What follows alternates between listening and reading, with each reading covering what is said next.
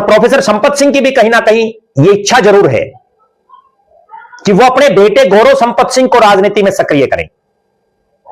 और Indian national Lokdal या किसी भी एक परिवार की पार्टी में कभी ऐसा नहीं होता कि वो अपने परिवार के अलावा एक घर में 2 टिकटें दे दें। कोई इत्तेफाक ऐसा नहीं दिखाई देता। तो यहां यह संभव नहीं है कि दोनों पिता पुत्रों को पार्टी चुनाव लड़ाएगी।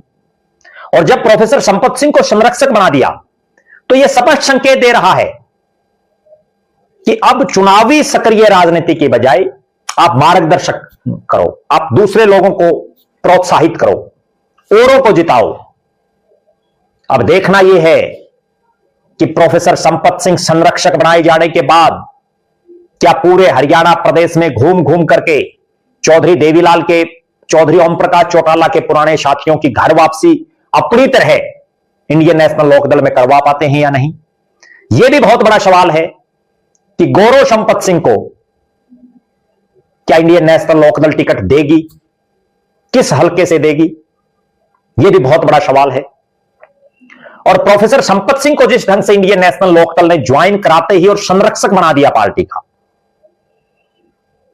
उससे यह भी नजर आ रहा है कि प्रोफेसर संपत सिंह के मन में जो चुनाव लड़ने की एक ललक है वो अब उनकी खुद की पूरी होती नहीं दिख रही।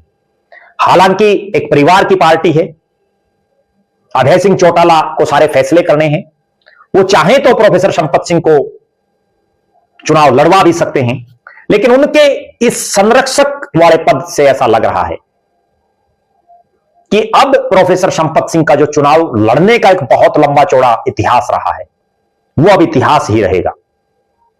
भविष्य में वो कोई चुनाव लड़ते दिखते नजर नहीं आ रहे।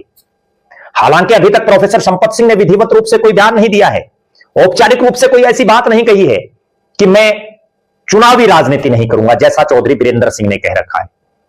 हमारी नजरें इस चीज पर रहेंगी कि अपने बेटे को राजनीति में स्थापित करने के लिए क्या प्रोफेसर संपत सिंह भी चौधरी बीरेंद्र सिंह की तरह यह ऐलान करेंगे कि अब वो सक्रिय चुनावी राजनीति नहीं करेंगे, कोई इलेक्शन नहीं लड़ेंगे। क्योंकि चौधरी बीरेंद्र सिंह ने भी एक नैतिकता के आधार पर यह कहा था कि अपने बेटे को राजनीति में ला रहा हूं, इसलिए अब चुनाव नहीं लड़ूंगा, चुनावी राजनीति नहीं करूंगा।